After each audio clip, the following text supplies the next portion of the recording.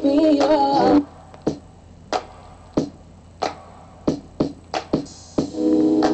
Take me on. Do just what you want. Hi, this is Kim Pinkney and welcome to my channel. I don't really have an idea of what I want to draw, but I'm just going to start drawing. Always fun.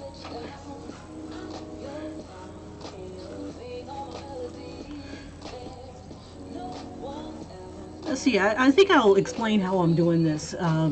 So if you ever want to draw what I'm drawing, this might give you some ideas on how to get started. I'm going to be drawing somebody kind of sitting down in a seating position, and I think I'm going to turn it into a mermaid. So how I start is I kind of use basic shapes. I start off kind of with a circle or an oval shape, and then I try to map out proportions, how big this character is going to be, and I'm still using basic shapes. If I get the proportions just right, I can get the whole thing onto my paper. So doing this mermaid, she's kind of sitting down. I'm gonna have to make the head a little smaller. So I just start off with an oval. And I apologize if it's difficult to see. And then I've got another oval here, and this is where her legs are going to bend. But I'm thinking maybe I'll have them kind of like this, a little off-centered. So I'm kind of doing this weird heart shape. And where the ankle would be and the feet coming out is where I'm going to have the tail coming out.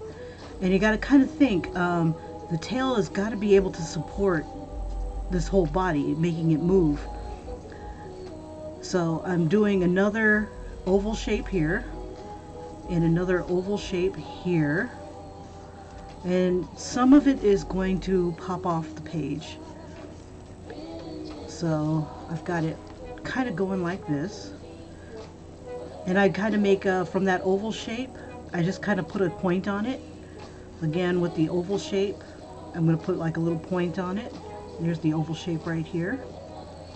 And then what I'll end up doing is erasing any lines that I don't want. You know, one of these lines, gosh darn it, it's going to make a tail. And then you just kind of shape it any way you want. And that's the tail. And this part of her legs are going to be like half the size of her body. So if I took this shape, this size, and turned it sideways, that's about how big the upper torso is going to be. So like from the neck, and I'm imagining the ears are going to be over here, but I'm going to throw like a lot of crazy hair.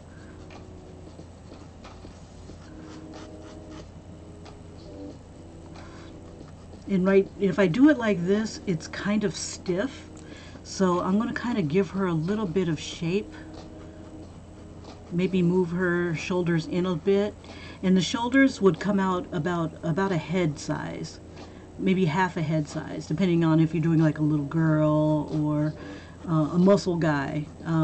They have like broad shoulders. And I'm going to have her kind of looking straight at us.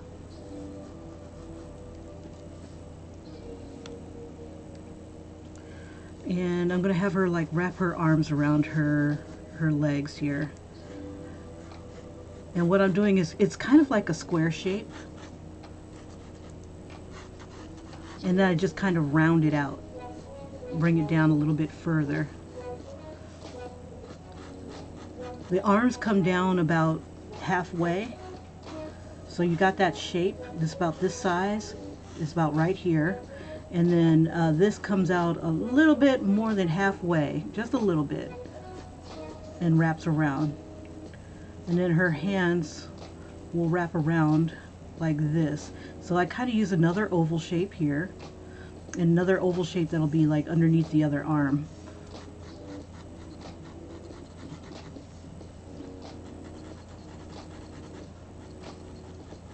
She's holding herself pretty close to her chest. So basically all I see is a little bit of the clavicle, a little bit of the neck, and then I'm going to have like hair all for days here. Let me go ahead and see if I can throw a little anatomy in here, and it's all going to get covered up. With the arms, you can start out with a straight line, but then you're going to want to add your curves to it. You know, people have muscles, they have curves. And I'm going to do that right here. So it starts off like with a straight line, and then I just kind of curve it down until I get to like the elbow, and that comes down a little bit.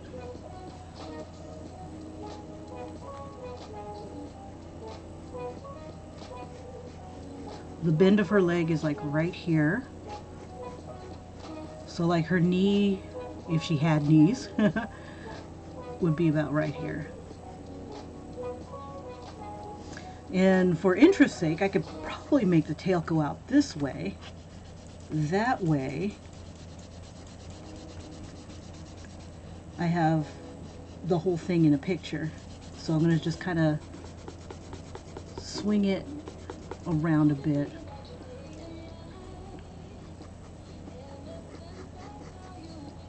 And I'm going to do kind of the same thing on the other arm.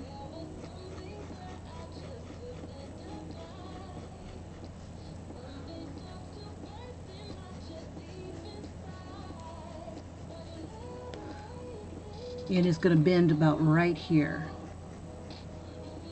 But let me go ahead and throw my cylinders here. And you can also do the cylinder shape type thing. There it is right there. And I'll just erase some of my stray lines here.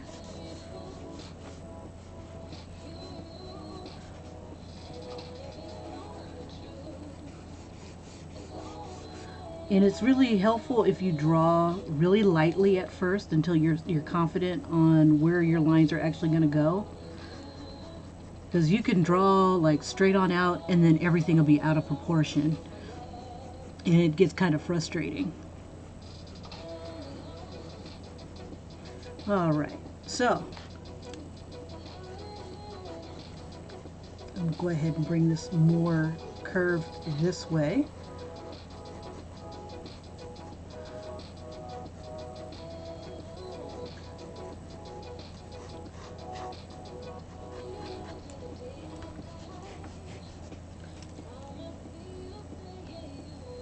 Yeah, because I don't have enough room. I should have brought her up higher.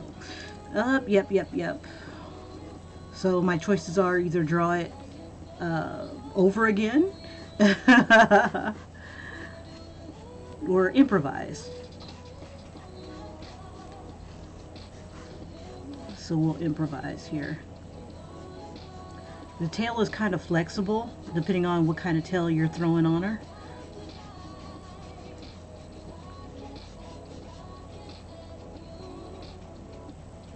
Okay, and then from this oval shape, I'm going to break it down into like a square and another rectangle, and that's going to be kind of like where the thumb is.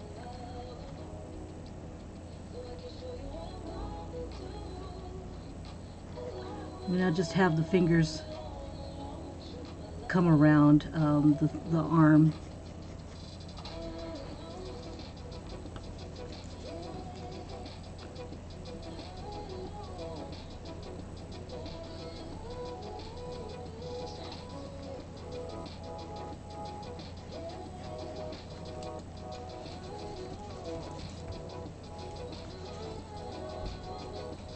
Just getting rid of any stray lines.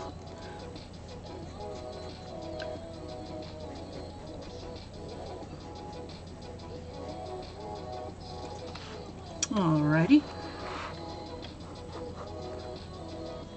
And I'll just do the same thing.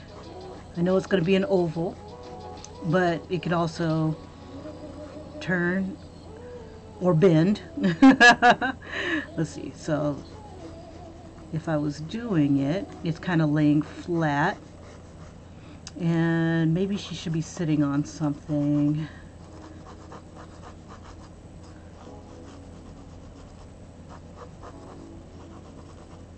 Maybe I'll throw her in a shell or something like that.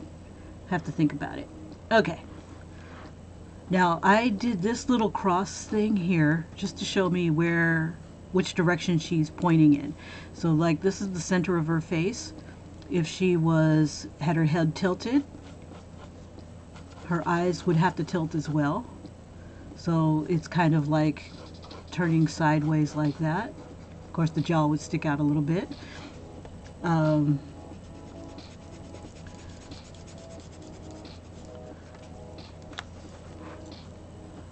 Same thing as if she was turning her head sideways. What I usually do is do an egg. And instead of having that straight line, this is the straight line. And then I'd have the eyes like this. So I know that the head is going to be, turned sideways. And like the ear would be over here. And the eyes here and things like that. If I was doing a 3/4, go ahead and leave that, but I'd still drop that line on where the center of the face is. But you always got to remember, you got to leave yourself room for a brain. So head kind of juts out like that. Sometimes the chin comes out a little further. Neck might come out a little further, depending on how you turn.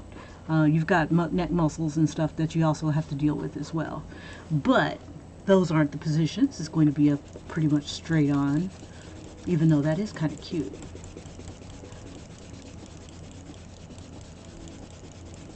My favorite is the 3/4 because it just seems a little bit more dynamic than just straight on.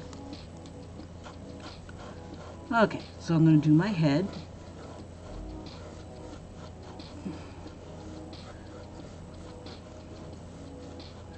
So like if your person is in proportion, the head might measure to be like from the tip of the head to the bottom of the chin, might measure to be like 4 heads down because you're like bent in half, or 4.5 heads down, so that you kind of have an idea that you've got the right proportioning going on.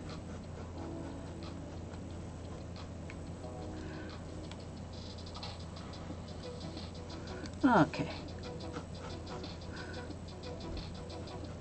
So I'm going to make her with very large eyes.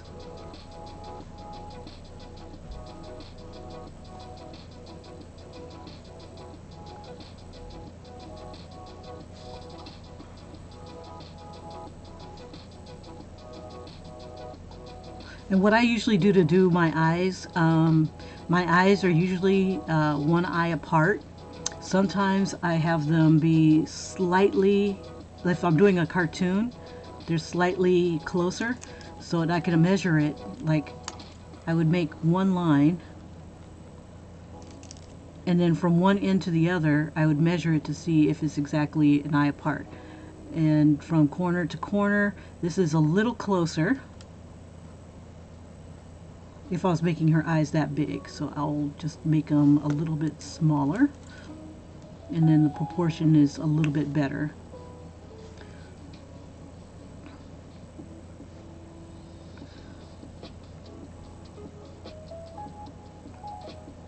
If you want to do people straight on, you can do, depending on how their nose is shaped, you can do like the 2 little lines right here, and that's the nostrils, the holes for the nostrils, and then you can make the curves of the nose as big or as wide or as thin or as small as you want. You got to be careful not to close it up and make a pig nose. It just doesn't look right, unless you're doing a pig type person. If you do look like you're having a pig nose action happening, maybe cut it like so it doesn't come together all in one part. And you just kind of think of the nose as a pyramid like in Egypt, a pyramid in Egypt. Here we go. This is a nose. This is a pyramid in Egypt. And then imagine cutting off this side here and making it flat. We'll just make that flat. And then here's the tip of your nose, which is like right here. And then here are your nostrils. And then you can close it up like that. Same thing if you're doing it from the side. Here's your pyramid in Egypt. It's gone flat, so it looks flat on the side there. You got the ball of your nose, which is right here. Your nostrils, and then you can close it up right here. And then you can erase the rest of it, and then do your face from there.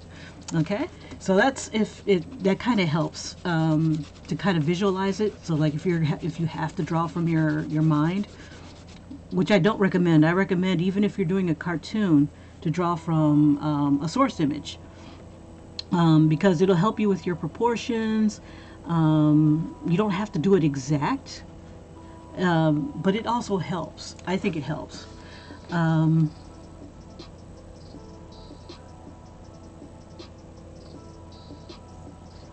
It just helps keeps you grounded in reality. When you draw from your mind's eye might not translate to what's on the page, unless you've been doing it like a long time and you've got like muscle memory to draw whatever it is that you're trying to draw. So here's that pyramid in Egypt. Here, actually, let me demonstrate.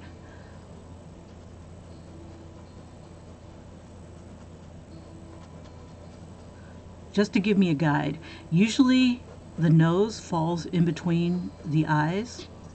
Sometimes if you have larger noses, they may end up where the center of the eye is, depending on how the head is shaped, how the position of the head is. But usually they fall right between the eyes here. And sometimes, depending on the face, or how you decide to draw it, sometimes even before that. Throw my little nostrils in, fix that side. But like I was saying, the pyramids of Egypt, here we go. Round off those corners, get the ball of your nose there, and then erase the rest.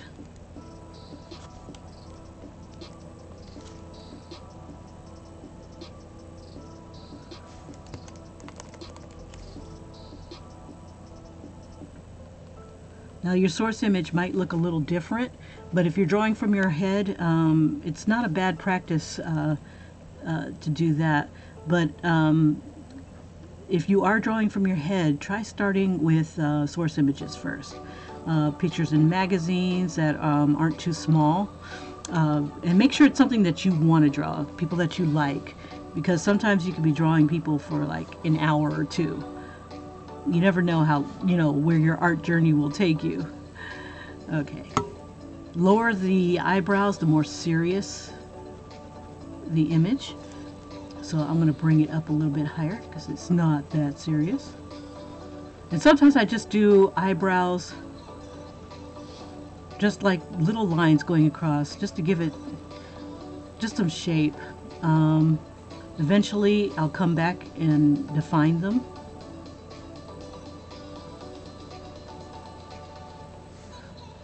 You know, sometimes they're thin, sometimes they're thick.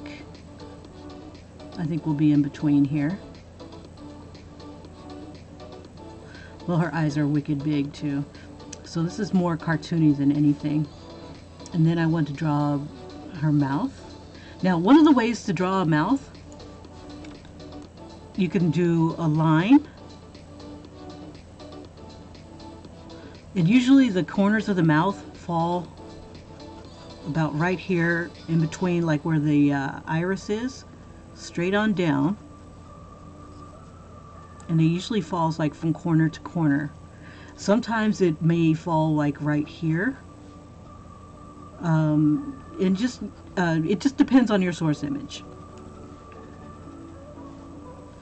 So about right there, and then I do 4 balls, one here, one here.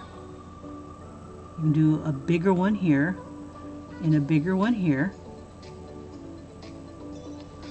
and then you connect the lines.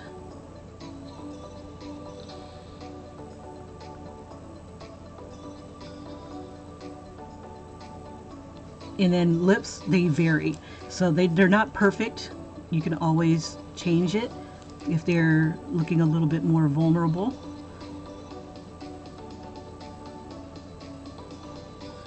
You can bring their corners of their mouth down a little bit. You can make the lips thinner.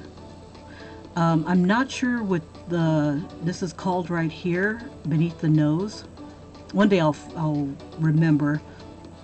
This is the septum, but I don't know what this is right here. And then right here is where your chin is. Sometimes the chin is up higher, and usually it's annotated by like a shadow. And then from here, your chin can be a point, depending on how narrow the person's chin is that you're drawing. Or let's see, in where the chin is and how big it is, it varies. It all depends on the jaw. Well, actually, no, it doesn't. The jaw kind of depends on the chin. Like here's the jaw down here, and you got like a square shape. You can have the oval, where it just comes, you know, you don't have a defined jaw.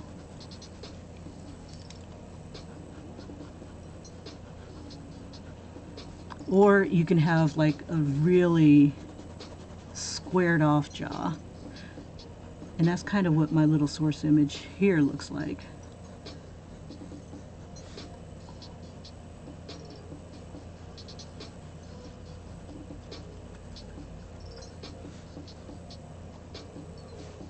Now, if you're drawing a person of color, sometimes it's not a bad thing to fall back on stereotypes, like big noses, rounder face, thicker lips, but people in reality, their faces are so different. You can't even say, you know, this is what all of them look like. But when you're drawing, it also helps out. When you have big eyes, you have to have a bigger head. So I think I'll narrow her eyes down a little bit more. I'm not getting the effect that I want, which is kind of like a little doughy-eyed, kind of vulnerable creature. But I can do that with the eyebrows and whatnot, make her a little bit more serious. Okay, but, so like if I wanted to make her look a little bit more ethnic, because the eyes that I had were pretty generic. But if I wanted to do like Asian eyes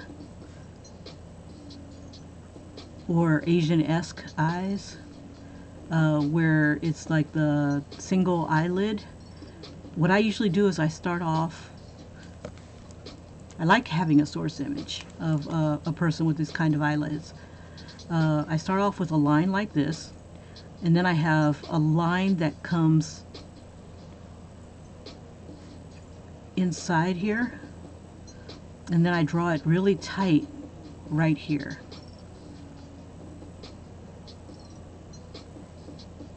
So it kind of cuts the eye just a bit. Sometimes I have this line come down a little bit.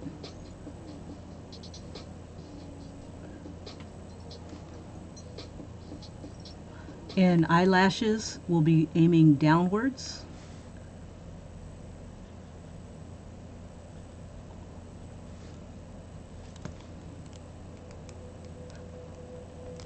Or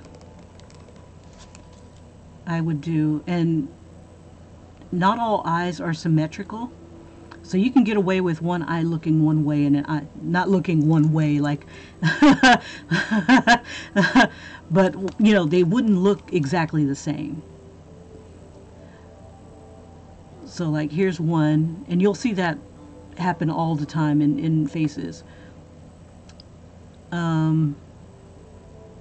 I've seen one eye like this, where the bottom of the lid comes up a little higher, and her eyelashes pretty much just went like this.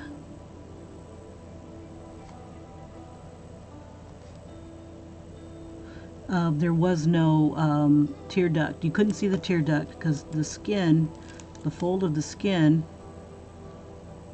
came down like this. And or I've seen some eyes that were like this, where you had the fold here, the eyelashes here, and like the eye is in here.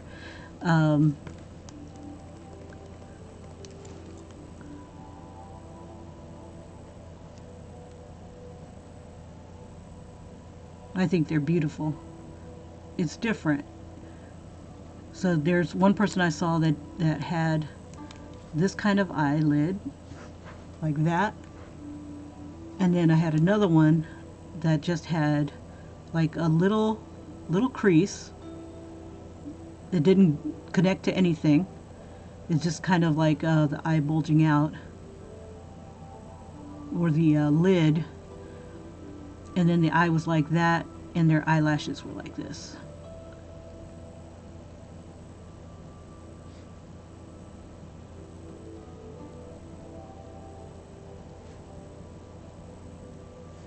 And there's so many variations, especially if you start adding makeup. And then there's the back of the eye. Because you got to kind of remember that the eye is a ball inside of a socket, and it moves around, and so one way, if you're still having problems drawing the eye, you can do like this. Let me take, I like that eye. I like that eye too. It kills me to erase. Okay. Just keep in mind, like, think of a skull, and then you have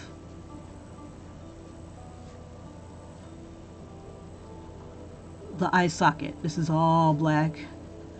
Your eye is just a round ball.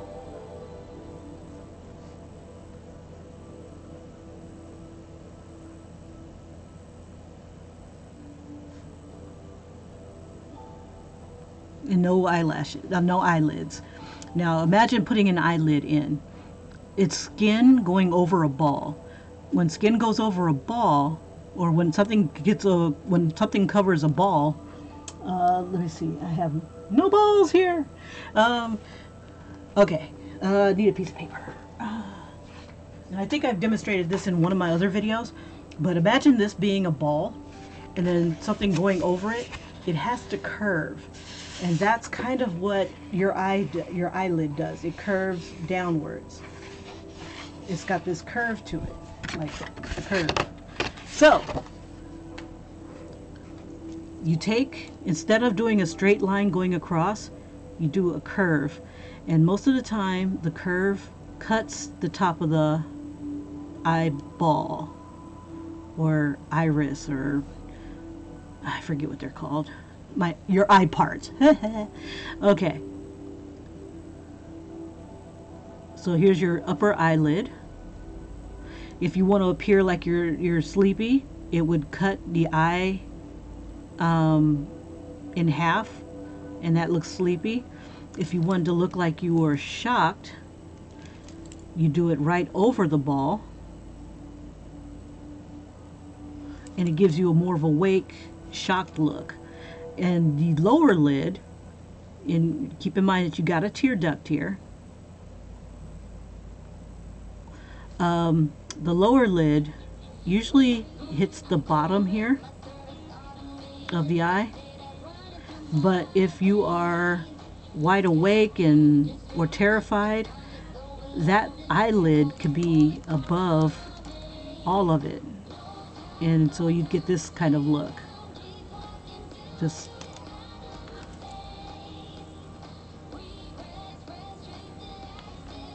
it's just like wide open, it's scared, that type of thing. But normally we're not like that.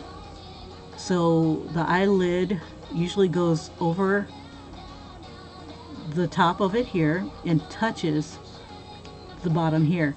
Now the bottom of the eyelid comes right from the tear duct, or covers up the tear duct, whatever. It's next to the tear duct. It comes out and then comes down, because when you have that ball happening, the skin does not go up straight across. It curves to the other end. And that's why you have that eye bag, where your eye is jutting out. Not very many people draw that. But if you were drawing realistically, you would see that particular thing. Same thing. Here's where the tear duct is. The skin comes right here. It curves around the eye and then meets the other end of the skin. And so you have your upper lid here. If you erase this part, you'd have your eye crease. And then people's eyes vary from there. The eye crease is created, like here's where the eyebrow is, and there's the eye, and then right here is that part where the skin folds upwards, and that's what creates your eye crease. When you're sleepy, your eye crease is, you got that kind of thing going on. You got the heavy lids, and they're coming over your eye. So you might have different looks and stuff like that. If you have one eye open, one eye closed, it might be a look of surprise, things like that. But anyway, that's the end of my eye lesson. Or you could just look straight down. But I'm not going to do that to us.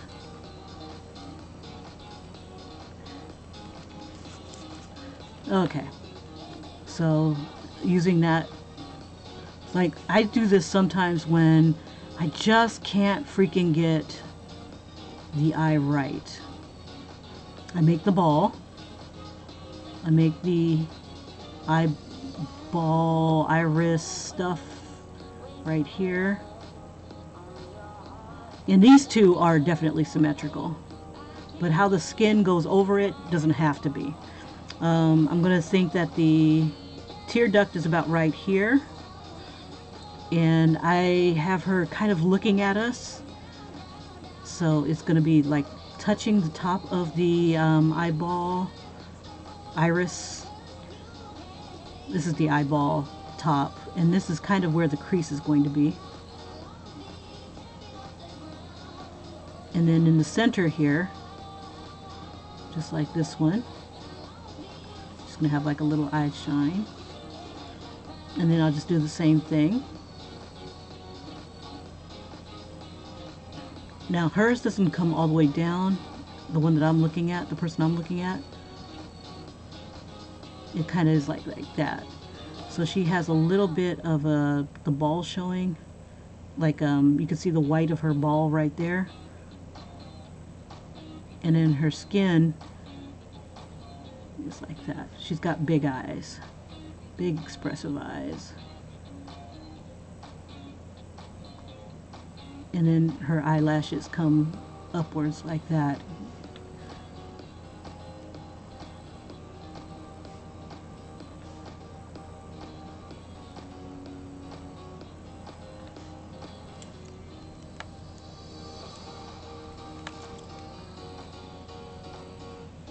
Yeah, what I'm saying is you don't have to kill yourself to get these guys to come up straight or come out right. Now, eyebrows, that's all on you. But basically, it's right above the eye.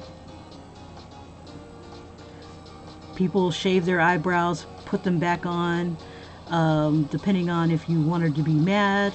The muscles in the face can arch the eyebrow down. If you want them to look crafty, you can arch them up. If you want them to be kind of savvy, you can have that kind of thing going on. I know that some of the manhwas and stuff like that that I look at, their eyebrows come like straight across. It's kind of like almost expressionless. And if they've got thick eyebrows, and then some people have like different shaped eyebrows. You know, one could be like up like this, and the other one could be whatever.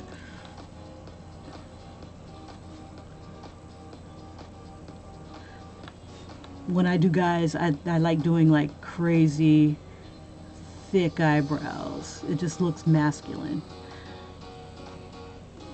Yeah, just all over the place.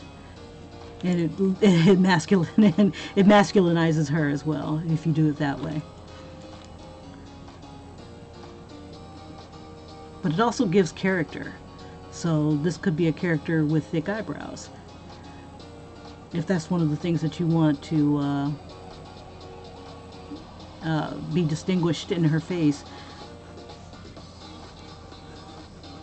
All right, she doesn't have really high, pronounced cheekbones, so I'm going to give her kind of like this kind of face. She's got kind of chubby cheeks, not chubby cheeks, but you know,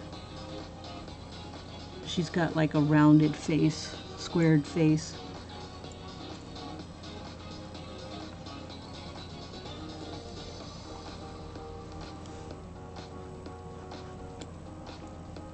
And all this here is going to get covered up anyway. All right.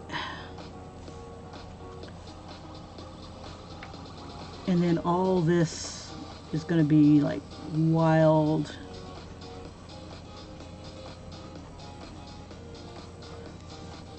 hair.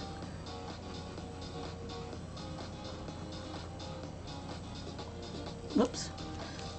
Now, when I do hair, I kind of give them, first I do the head with like brains. you got to give them space for brains. And then I go like a little bit above it, so they don't look kind of too much like an alien. And then you can always bring the hair, what do you call it? You can bring the hairline down. Widow's peak. And when you look at people, they all have different hairlines.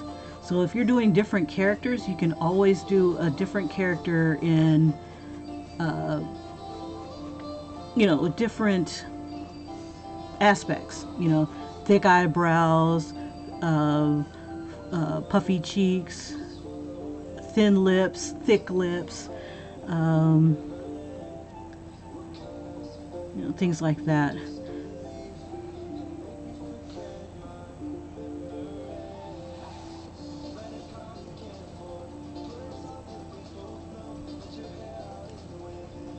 All right.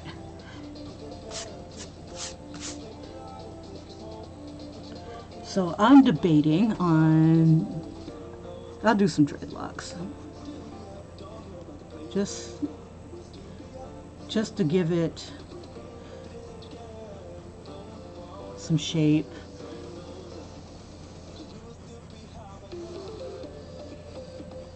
It's like, how do you maintain dreadlocks in the ocean?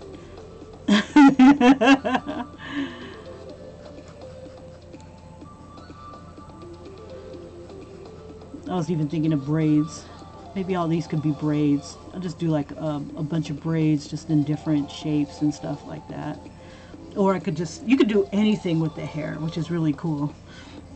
Okay, but because her head is jutting out a bit, we do have a bit of a shadow. Created not only by her chin, how far her head is sticking out, light is coming, it's hitting her kind of like this, but at an angle. So you got a slight shadow right here. Got a little bit of a shadow there. Her face kind of has a bit of a shadow too.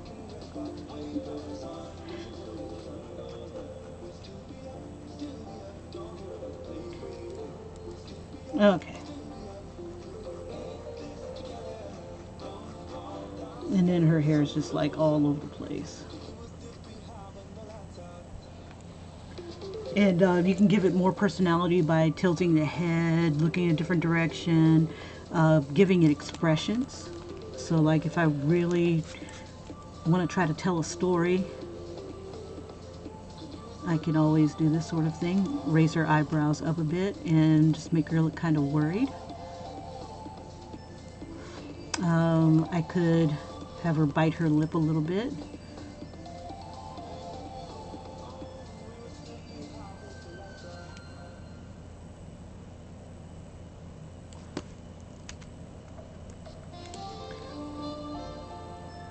I could have her lip coming out a little bit like that. It looks weird. I don't like that. Anyway.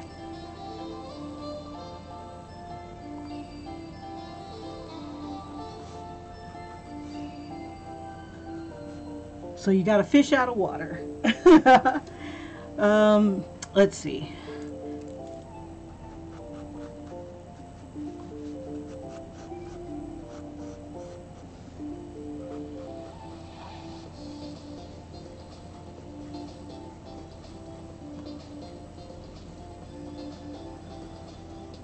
Now with makeup, you can always give her extra eyelashes.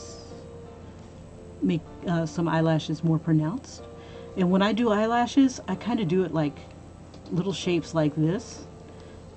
And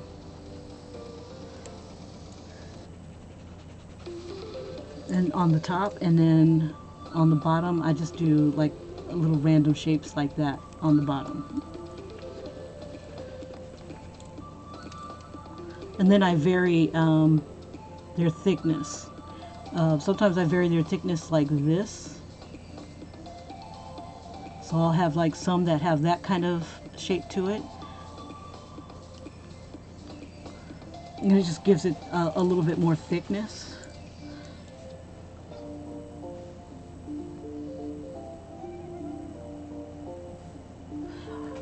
Could have her looking to the side or looking upwards.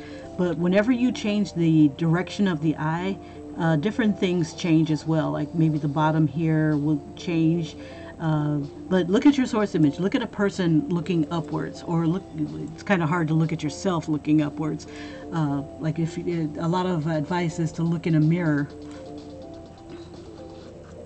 And then when I add the hair, I try to imagine where it from the head it's coming from. I think I want to do a different hairstyle. It's a little busy. I've seen a lot of people do hair with just following lines. And you can get away with that, but if she's just come out of the water, I think I kind of like it a little flatter instead of bouncy.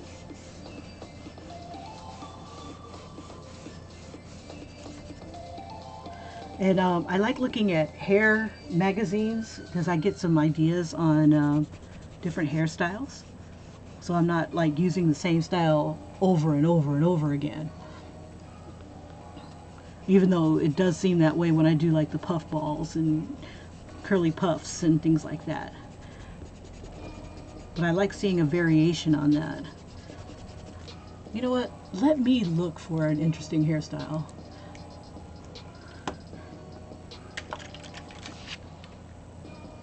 Da da da. Just for giggles. I want something a little different.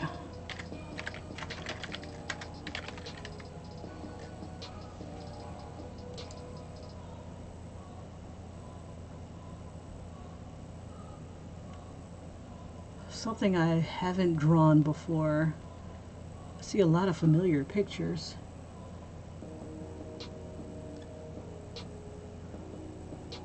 Okay, now that looks interesting. Okay, I'm going to try.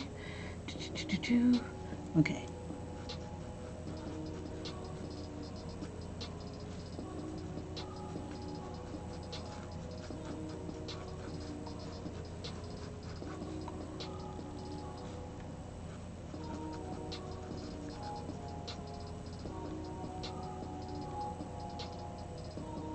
Okay, this girl here has some braids, but they have like a bead on them, like right here.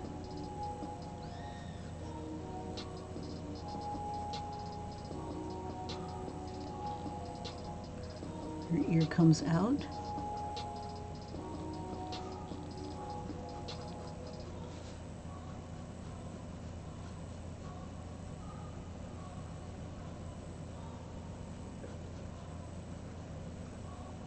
But because this is like on the top of her head, I'm not going to see too much of this. So I only see like maybe 2 of these. They go behind her ear, and then they come out in a ponytail, in 2 ponytails.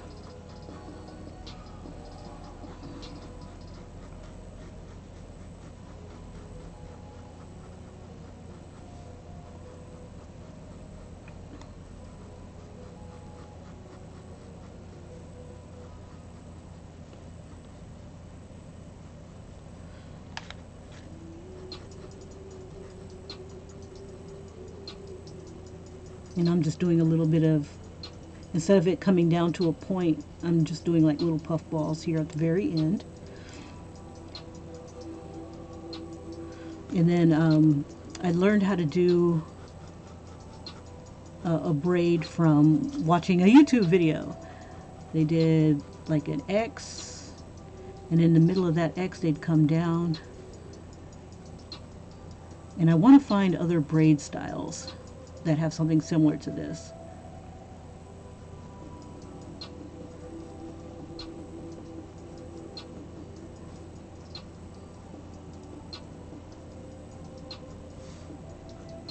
And then they just kind of round it off.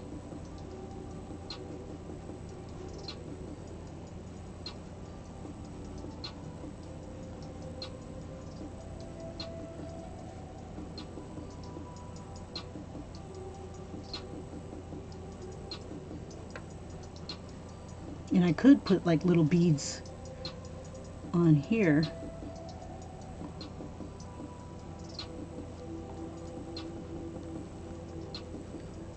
Maybe even starfish or shells. Now her whole hair was like braided, but I still like I still like curls. So we'll have like part of it. And I could do like kind of like a octopus type of thing. So she's got like maybe 8 of these.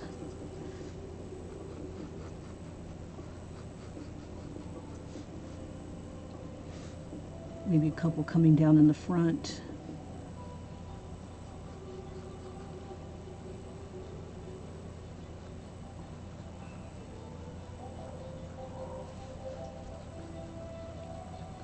And then just have the rest of her hair coming out like that.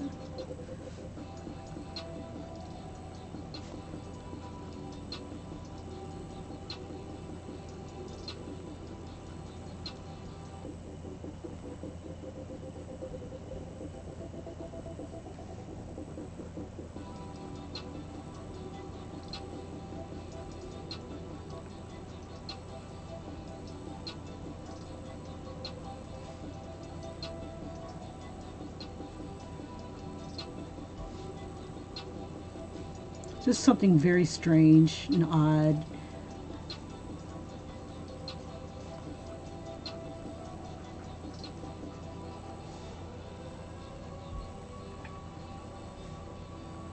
So these could be like starfish or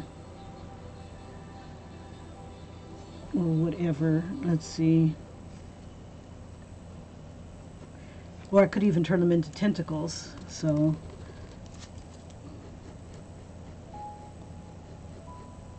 with the little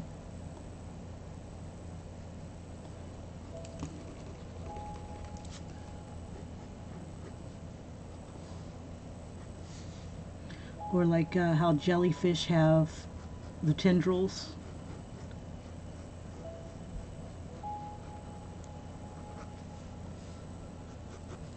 And just have her hair kind of be jellyfish-like maybe. Instead,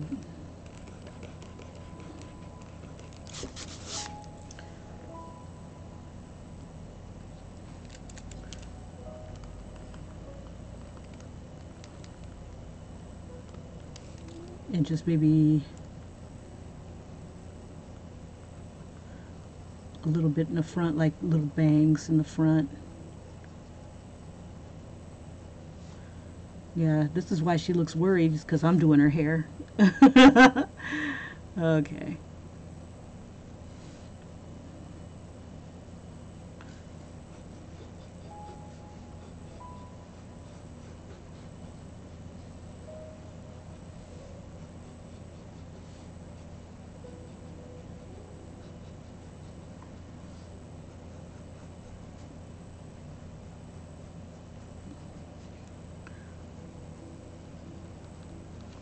And then I can have different curly tendrils come down. Like this will all be like a fro, kind of like a jellyfish. And then like the little tendrils.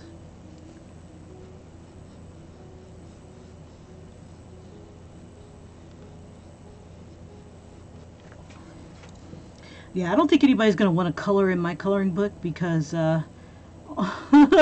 my lines are too weird. All right.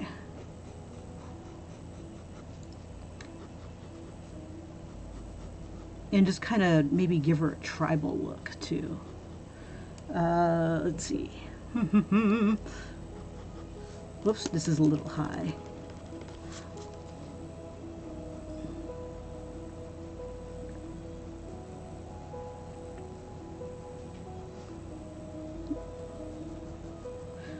Let's see.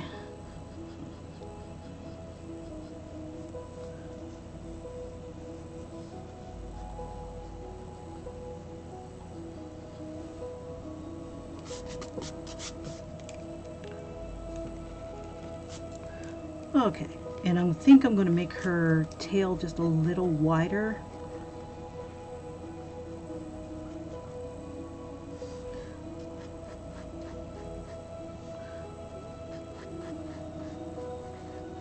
She's got to be sitting on something.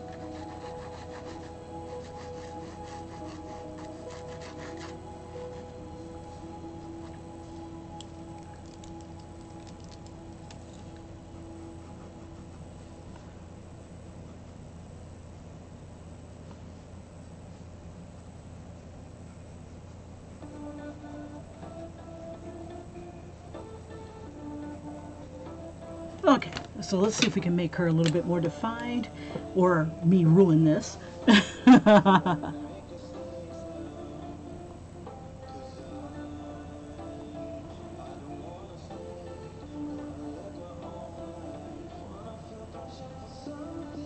Oh, I'm sorry. I haven't been monitoring the chat at all. Sorry about that. Hi, you guys. Hi, Odd Toby. Chellface. Oh, thank you. Thank you. Not bad for a little doodle.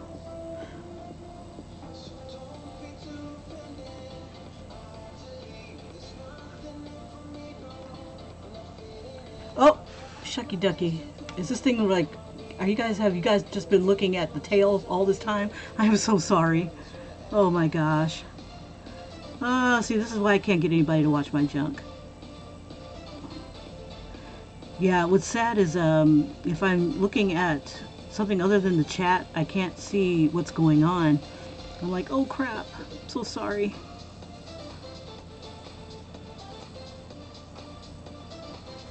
It was even worse when I was doing videos with my GoPro camera, because I've got the version where you can't see anything. Not until you start to upload it and then you realize you've cut off everything.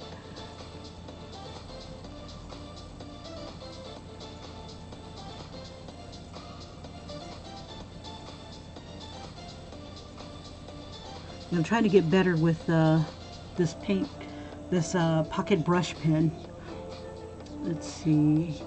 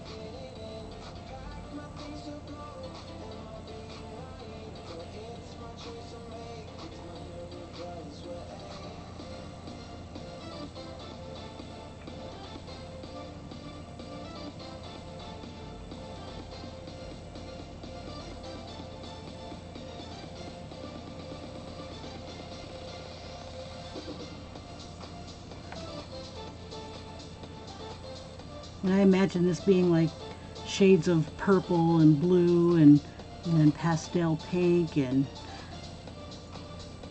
maybe give her like blue-green skin or blue-green hair. And if I was doing it, I'd like to have it look like it was glowing a little bit.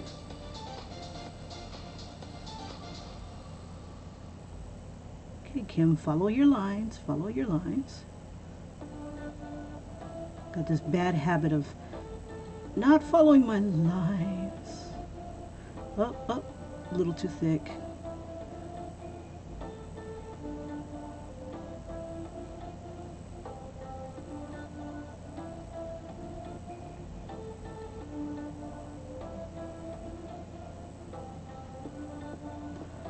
Yeah, this thing is unmerciful.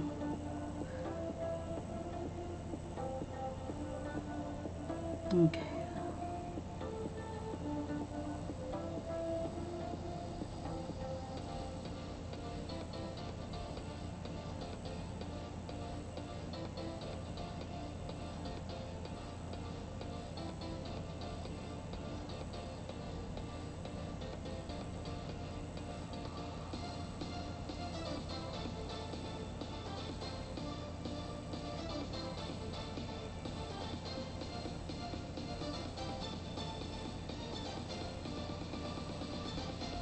One of the tricks about the hand is you got to make sure that it's in proportion to the head.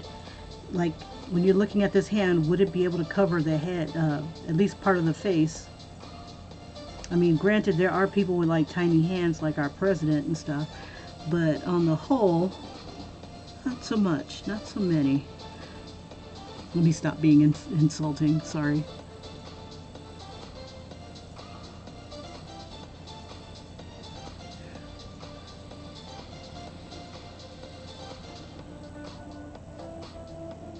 Been watching too much Stephen Colbert.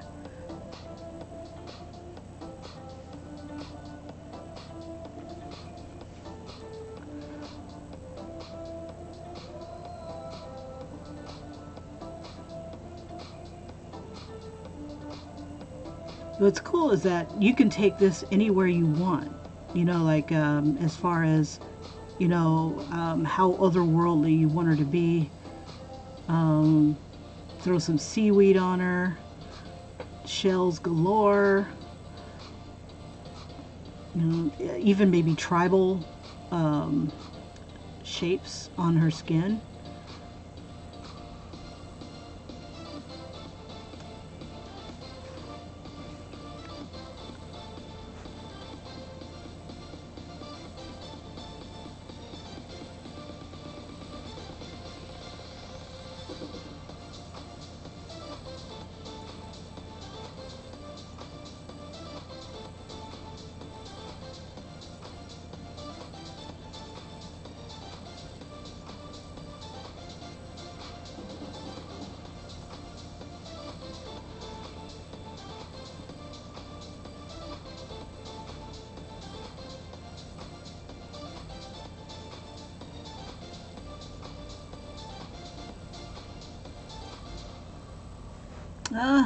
I gotta wait for some of this to dry.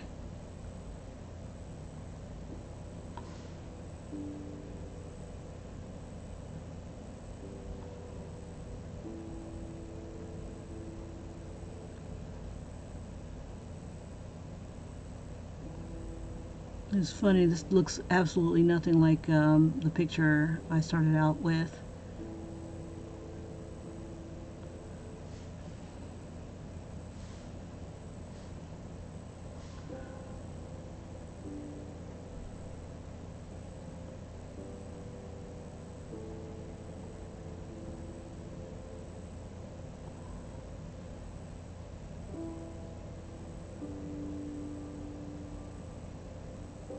Ah, what is that? Okay.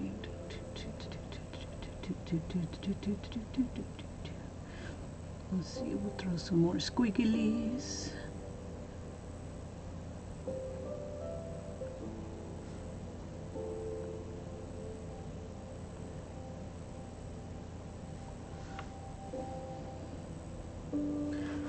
Okay.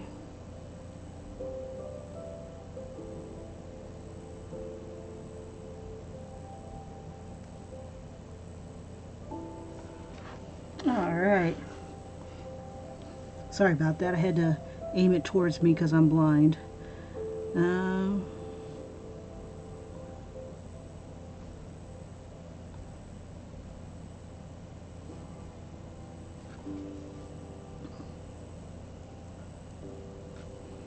Alrighty. One of the other things that I like doing is watching, what is it called?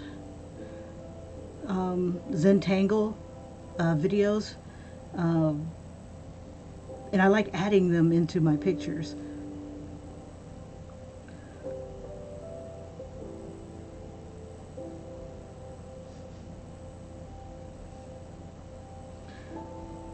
Maybe I'll find a couple designs and see if I can add them. I cheat and I draw them first and then mess them up later when I go to ink them.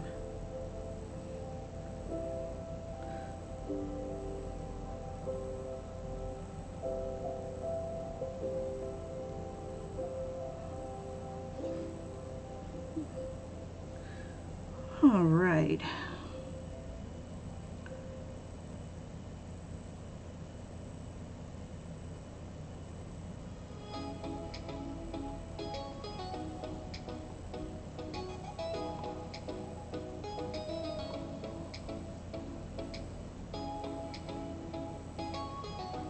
Alrighty then. Let's see. Do, do, do, do, do, do.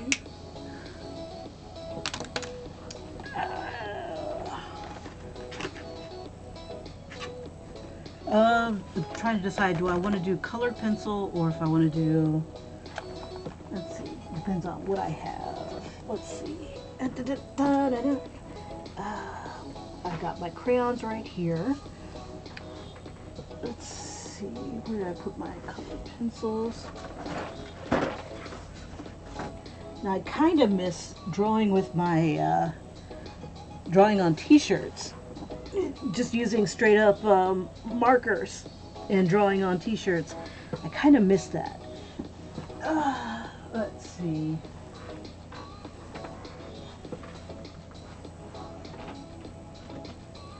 Let's see, those are markers. More markers. One day I shall be organized. Okay, but not today.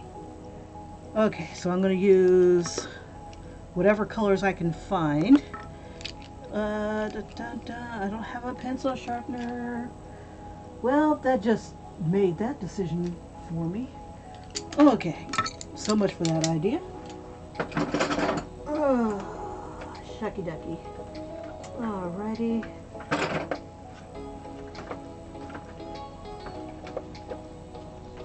Okay.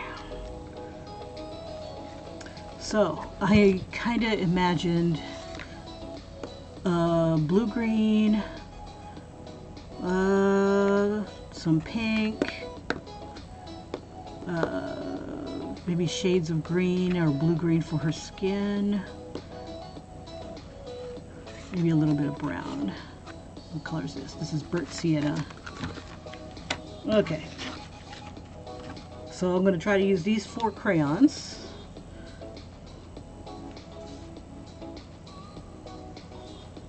And I apologize, I'm going to get a little loud with the air thing that I have, my little air gun, my hot air gun.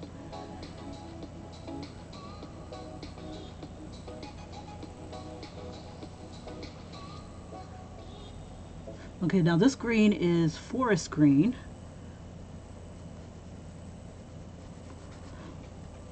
Let's see, maybe I can use a little bit of my source image here to help me out.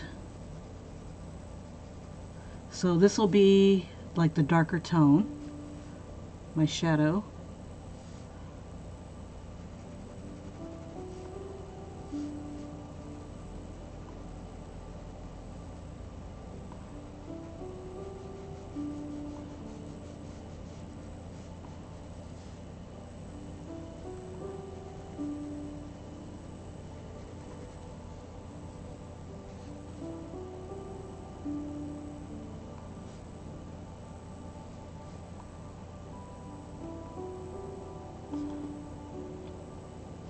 And I'm just using the same shadows as my source image, or at least similar.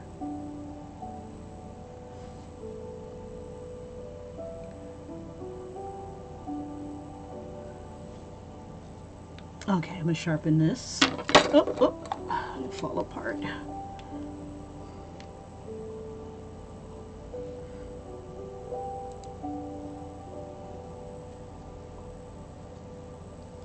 Okay, now see if I can take less than half an hour to do this. This blue-green is going to be my mid-tone color.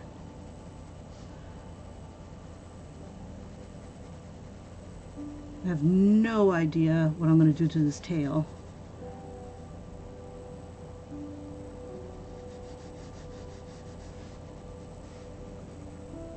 I'll probably just take the first Zentangle image or video that I see and just apply it.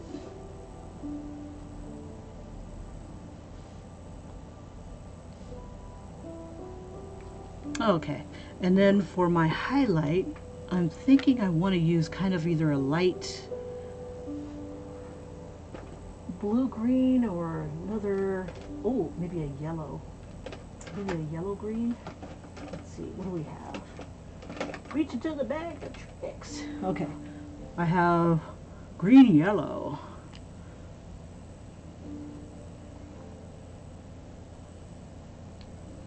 But I'm wondering if she should be more of a fish skin type of thing. How about shocking pink? Shocking pink will be the highlight. Oh, that's cute.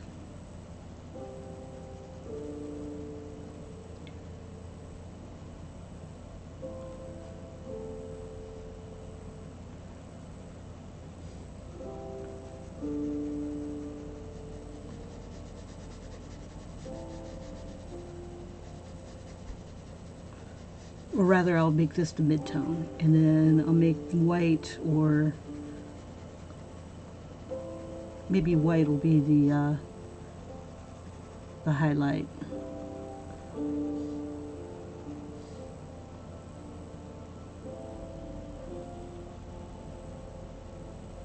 Just give her the all-around pink tone here.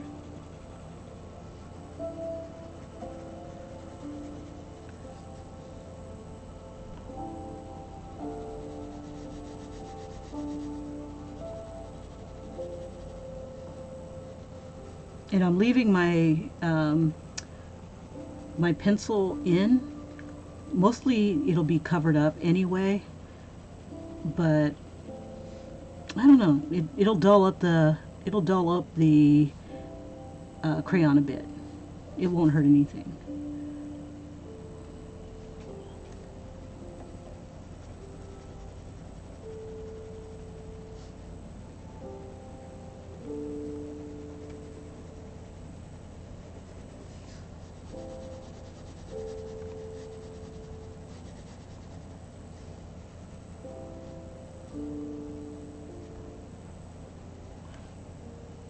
Alrighty, and let me find white.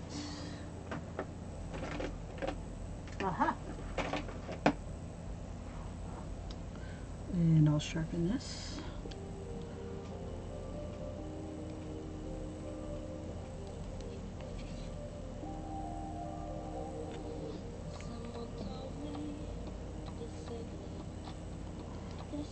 I'm doing this without any baby oil. This is just straight out crayon on mixed media paper, 98 weight. Oh, I need to put something underneath here. Let's see, do I have a board? I do not.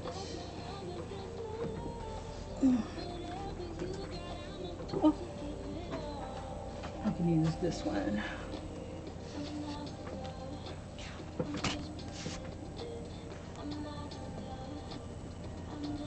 Now what I'm going to do here is I'm going to lay a ton of crayon on the paper.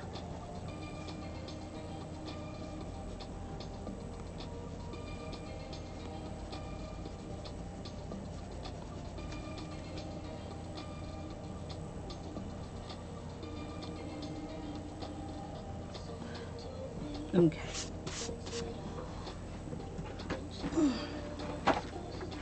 Okay. Now it's going to get a little loud. I apologize.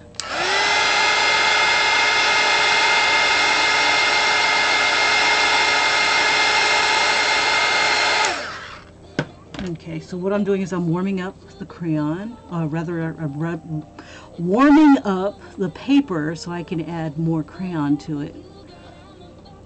Wherever the white is, it'll be like a highlight, but it'll also be a little lighter whatever it touches. Okay, it is right here.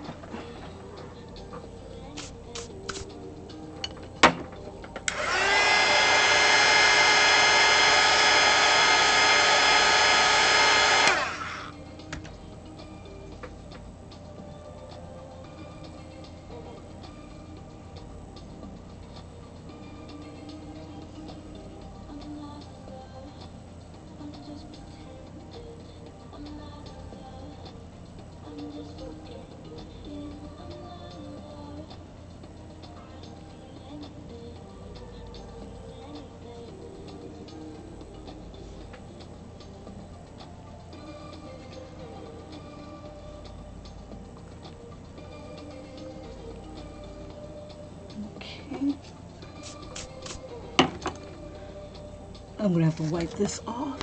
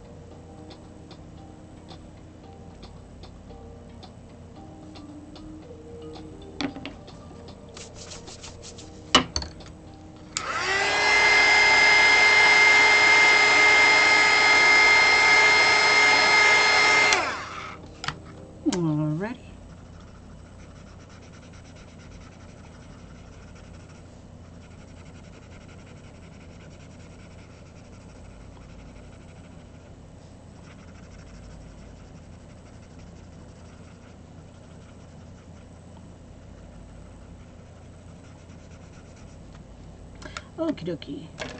I meant to, whoops,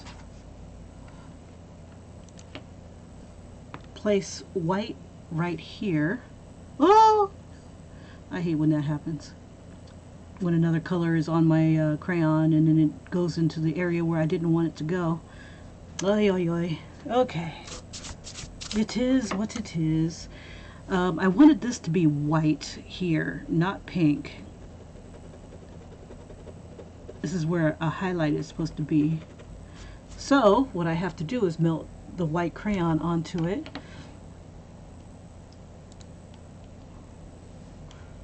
Oh, I accidentally muted myself. Give me one quick second.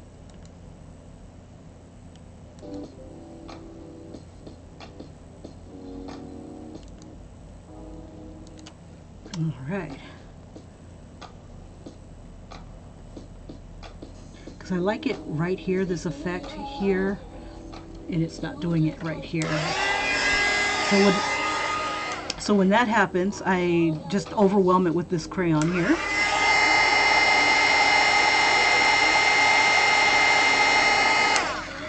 And we'll see if that'll work. Kind of use the white as whiteout. We'll see if it works. And we'll just throw a little bit more right here, spread it around, spread the love. And I'll do a little bit right here.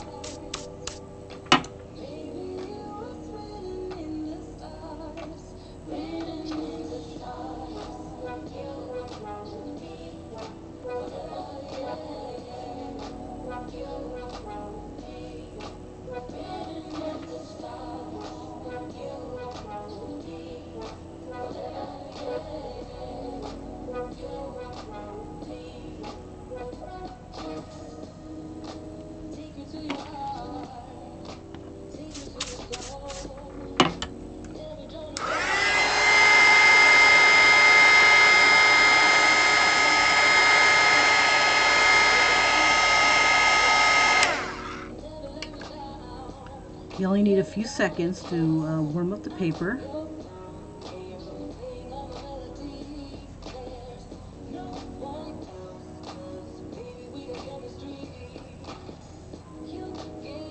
And it just comes out a little darker.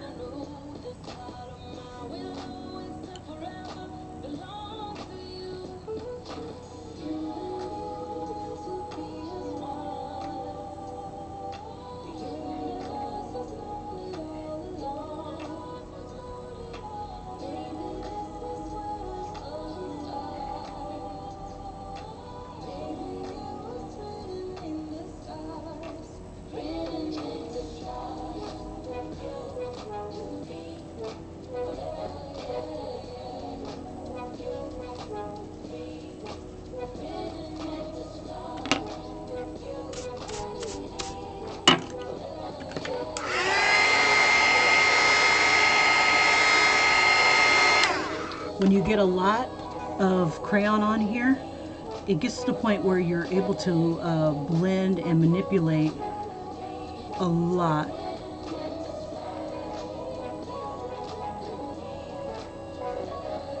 And I'll show you in a bit. I'm going to keep adding a little bit more crayon to this. Yeah, it's just that it's got a, this paper's got a really thick tooth to it. And I like to really just spread this crayon on really thick. See, on this image, it's not a bad look since she's kind of fishy.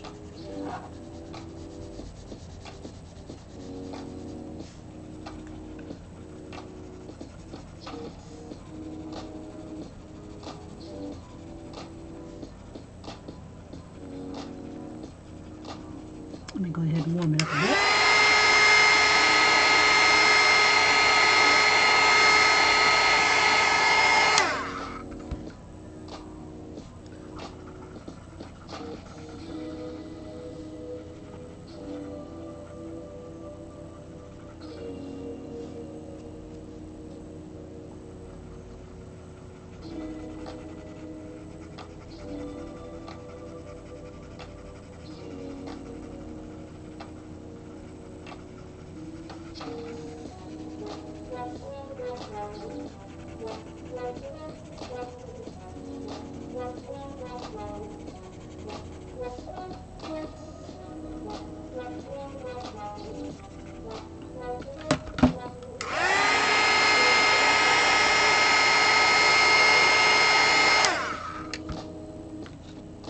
If you leave it on, if you make it too hot, it becomes like melted, it'll be melted wax, and then you have to wait a little bit for it to cool down in order to do anything with it.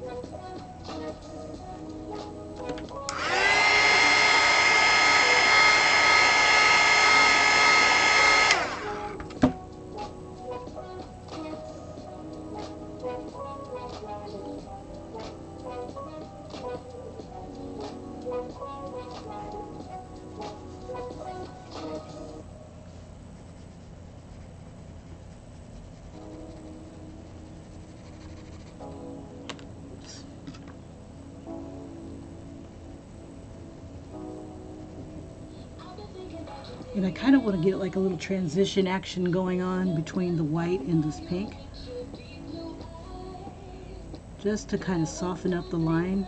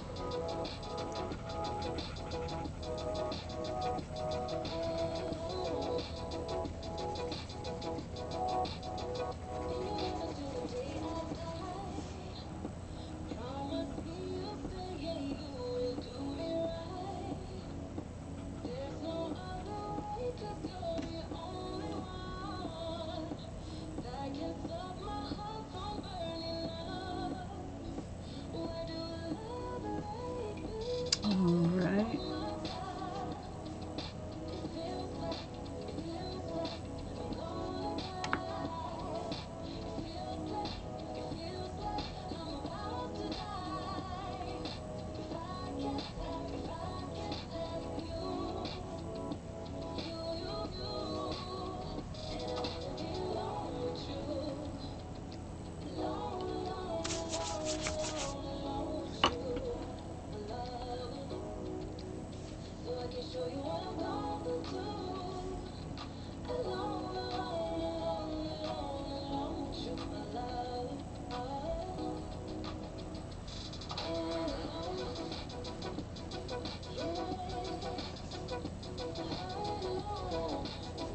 Yeah, I'm tossing on a lot of crayon.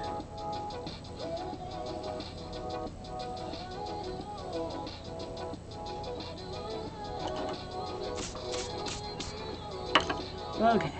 So I'm going to rub it in, and what I get is what I get. Because it can tend to be pretty long. But let me go ahead and add some of these other colors here.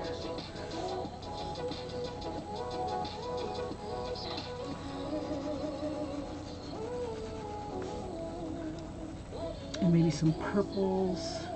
I like a purple. Let's see.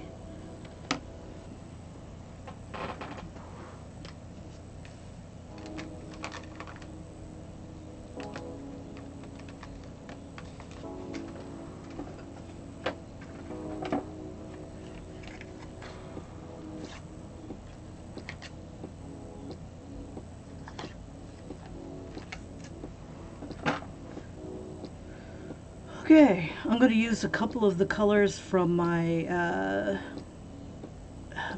glitter crayons here. Let's see.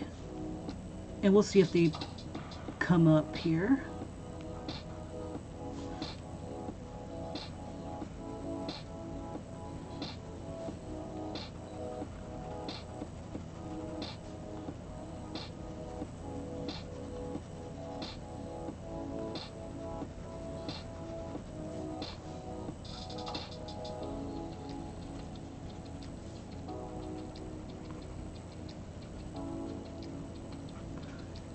So far, it doesn't look too glittery.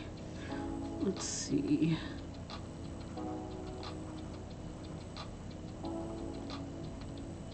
Oh, I'm starting to see a little bit of glitter come out. Let me warm this up.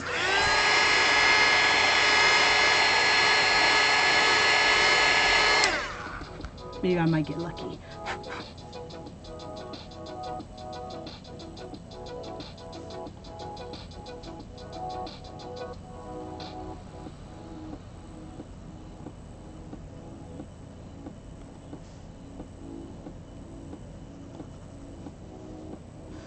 Let's see, what is this other color? Ooh, this is pretty.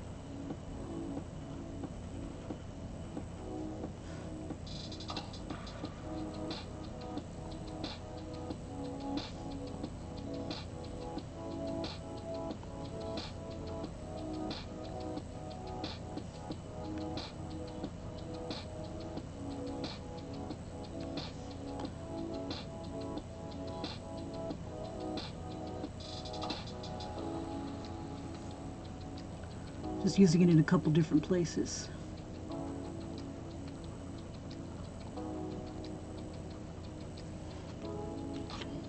I wonder if there's another pink in here.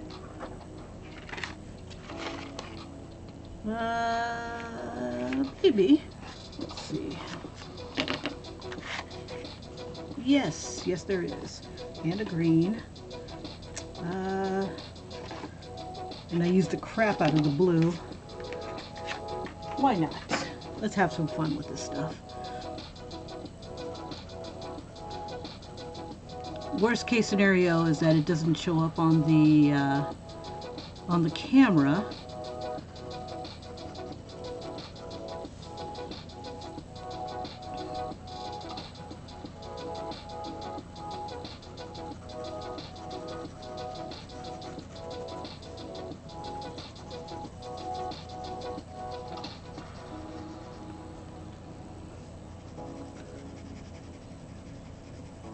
Let's see if it'll take it from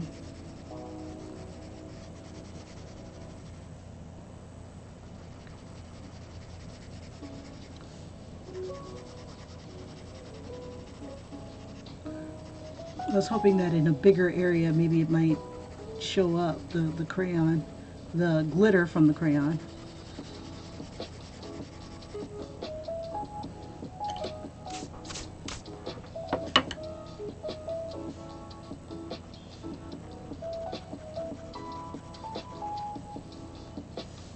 I guess what I'm trying to go for is like an iridescent look where you have like a couple different colors happening in the light.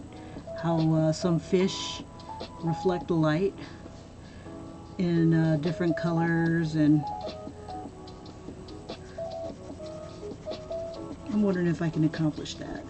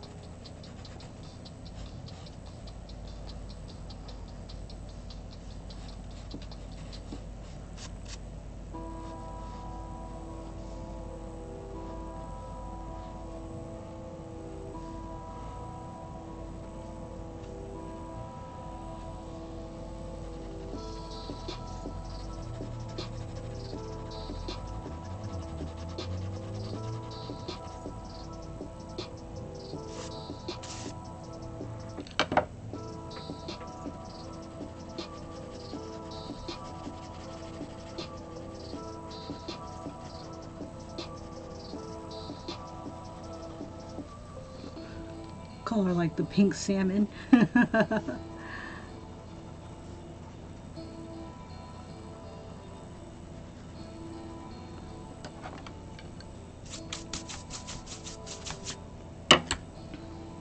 Okay.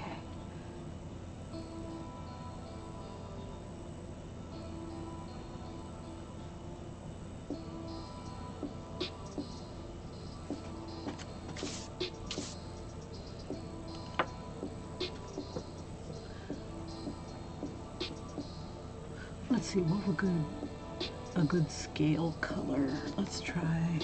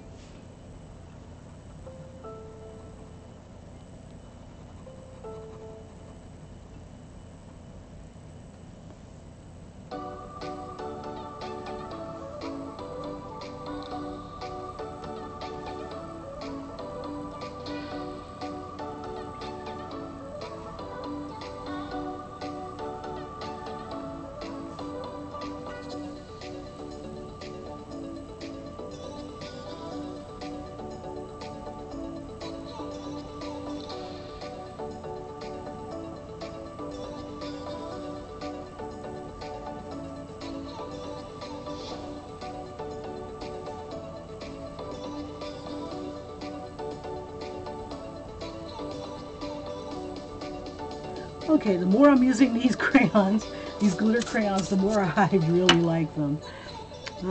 It's really cute. Where is my yellow?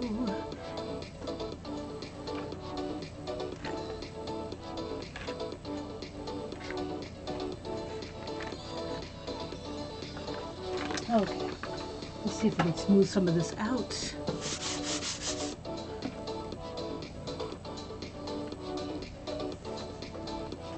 Let's see, I've got the pink. No idea what happened to yellow.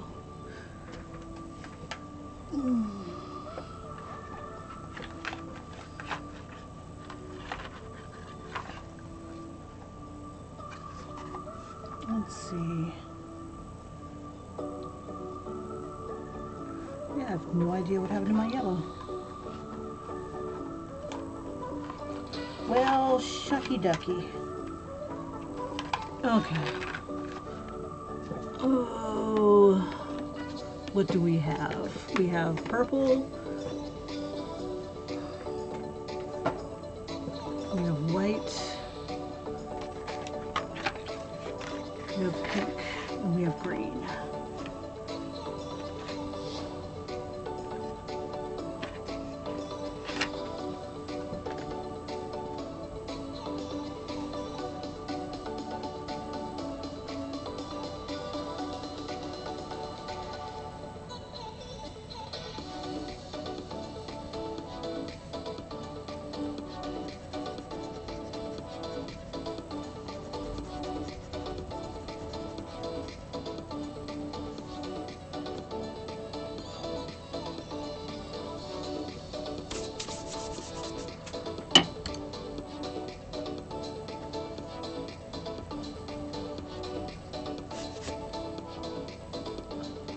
Let me see if I can bring this up closer and maybe you might be able to see a little bit of the glitter. Let's see. Might be better off just putting my own glitter on.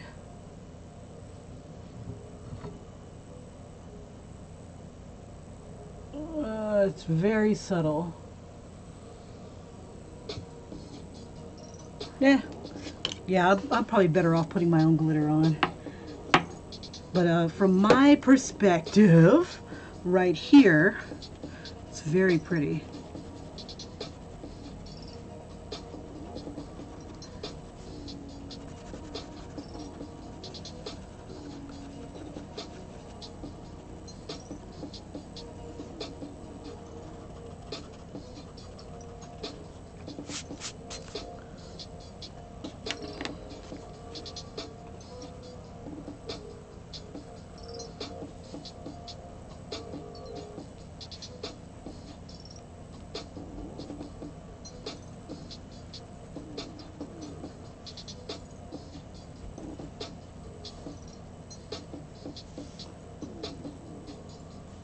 Anyway,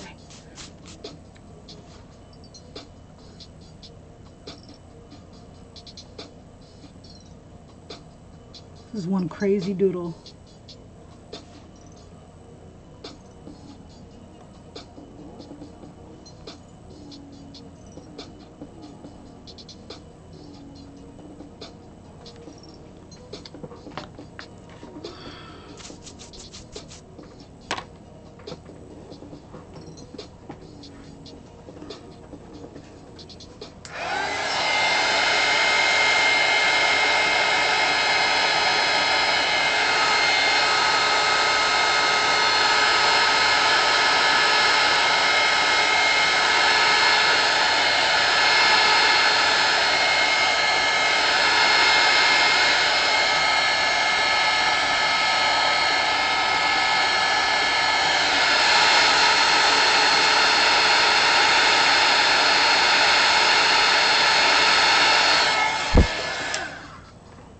Alrighty.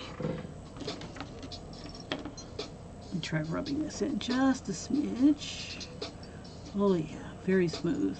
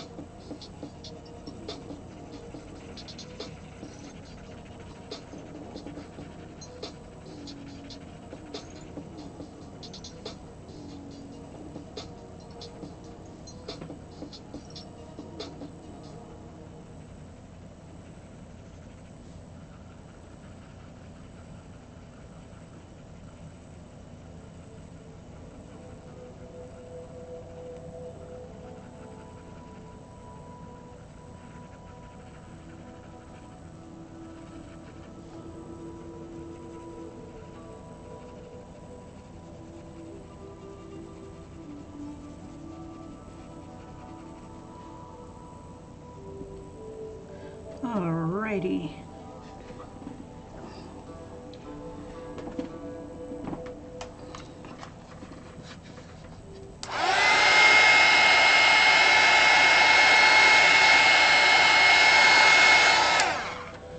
I'm just going to smooth out a couple other little areas and then just call it a night.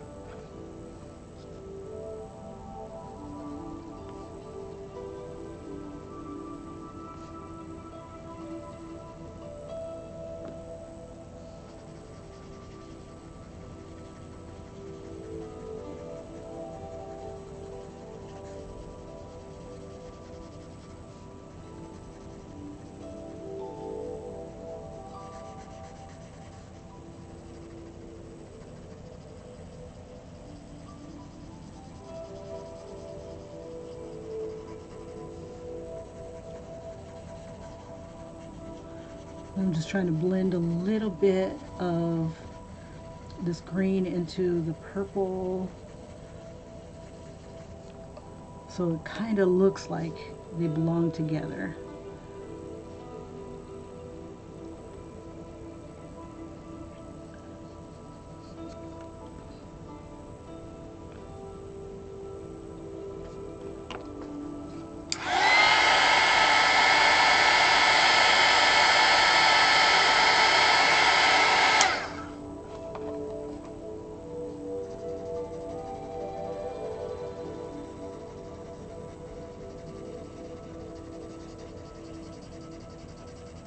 Now the face is at the consistency that I kind of like, where you don't see as much of the white of the paper. I'm going to bring it up as close as I can.